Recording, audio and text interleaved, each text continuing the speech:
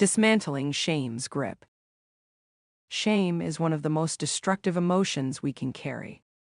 It's not just about feeling bad for a mistake.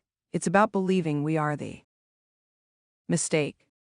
And when that belief takes root, it quietly corrodes our self-worth, damages our relationships, and traps us in cycles of hiding and self-sabotage.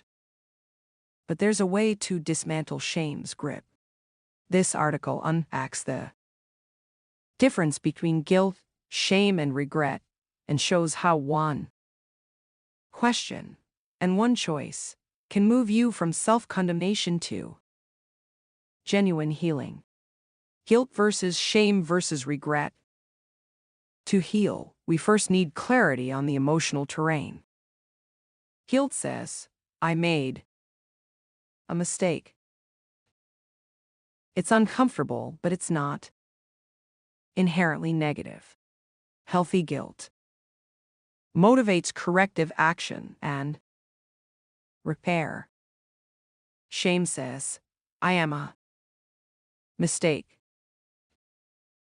It's not about behavior, but identity, the belief that we're fundamentally defective and unworthy of love. Regret says, I wish I had done things differently. While it can inspire reflection, regret often traps us in rumination without action. Understanding these distinctions matters because each emotion calls for a different response. Guilt can drive positive change. Shame needs to be challenged. Regret needs to be redirected into the present.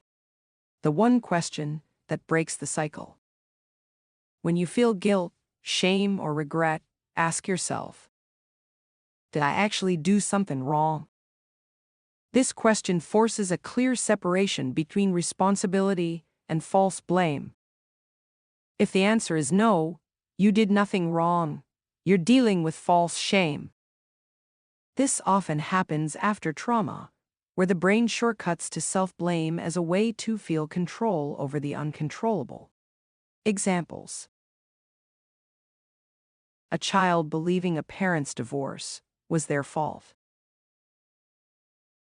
A victim of assault believing it was due to what they wore. In these cases, the truth is liberating. You are not responsible for another person's harmful choice.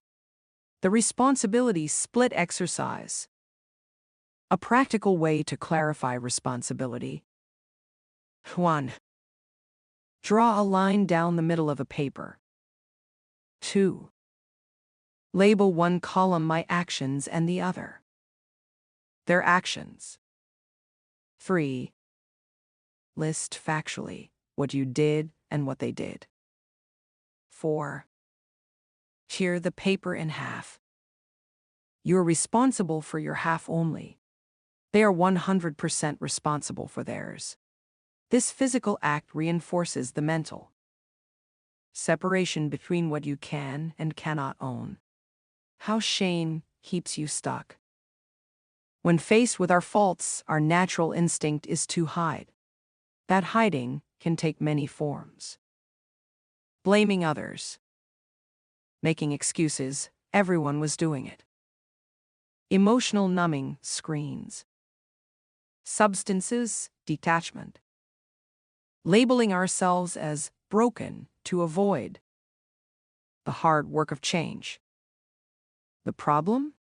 These coping strategies may protect your ego short-term, but they feed toxic shame long-term, keeping you in a self-defeating loop. The healing path, 6 steps to repair. When the answer to, did I do something wrong, is yes, the way out of shame is through honest repair. Take accountability. I made a mistake. Empathize. Recognize the impact on others. That must have hurt/scared/inconvenienced you. Listen. Ask how it affected them and really hear their perspective. Make repairs. Take concrete action to make things right. Learn, build skills or awareness to avoid repeating the mistake. Change behavior. Consistently apply those skills in the future. This is not self-punishment. It's self-respect in action. Why regret needs present action? Regret becomes toxic when it's just rumination. The mind pretends it's processing, but it's really avoiding responsibility. The antidote is to bring the focus into the present. If possible, repair the harm directly. If not, practice the change now. For example, be a more present parent today, volunteer, mentor, share your lessons to prevent others' pain. Even when you can't fix the past, you can stop perpetuating the harm in the present. Shame dies in the sunlight. Shame thrives in secrecy, like mold in darkness. The most powerful disinfectant is honest connection. Share your truth with safe, trusted people. Seek therapy, join support groups, or write letters, even if unsent. Resist the urge to curate a false self. Let yourself be fully seen. When we show our real selves and take accountability, people are often far more accepting than we fear. Connection is the opposite of isolation, and it's the soil where healing grows. The long view of healing. Some harms can't be instantly repaired. But healing is often a slow, steady force, like a stalactite in a cave growing drip by drip over centuries. Even deep damage can regenerate over time when protected and nurtured. The key is to keep aligning your actions with your values, one day at a time. Accountability fuels connection. Connection fuels trust, and trust allows love to flow back in. Key takeaways. Guilt motivates repair. Shame attacks identity. Regret must be turned into action. The one clarifying question: did I actually do something wrong? If yes, take ownership for your actions only, and make repairs. If no, release false shame and reclaim your worth. Healing requires honesty, connection, and a willingness to face discomfort instead of hiding.